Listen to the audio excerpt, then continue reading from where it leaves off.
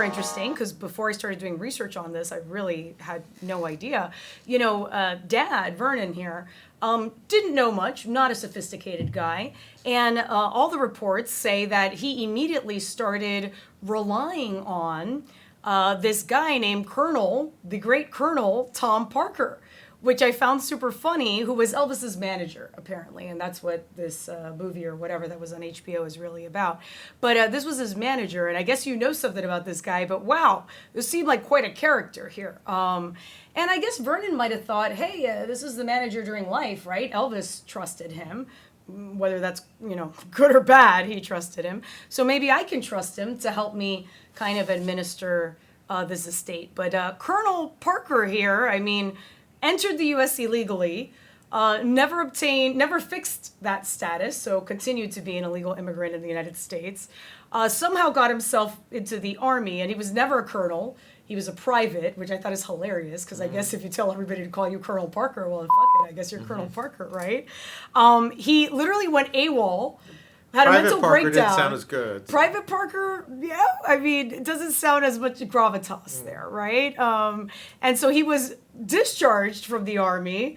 On his paperwork, it says that he had a psychotic breakdown, which is why he needed to be discharged. And quite a bit was written about this guy. But as we say, de bobo no tenía ni un pelo, because he was charging Elvis 50% on all of these deals that he was doing, which initially I kind of was like, well, what is the standard? I really don't know. But as we're going to find out, a judge in Tennessee also found it a little bit unconscionable that he was charging 50%. But do you know anything else about this guy that I missed that I find, because I find this whole thing to be a little ridiculous. But we could break down the biggest transaction that kind of shows maybe what a bad deal Elvis was getting, because dying with only $5 million in the estate is really quite alarming when back then he made the equivalent of $1 billion in his very short life, right? So it was reported that in 1973, the worst deal Parker entered into on behalf of Elvis was that he sold to RCA all of the recordings that had been done till that time, which were over 700 recordings, for a measly $5.4 million.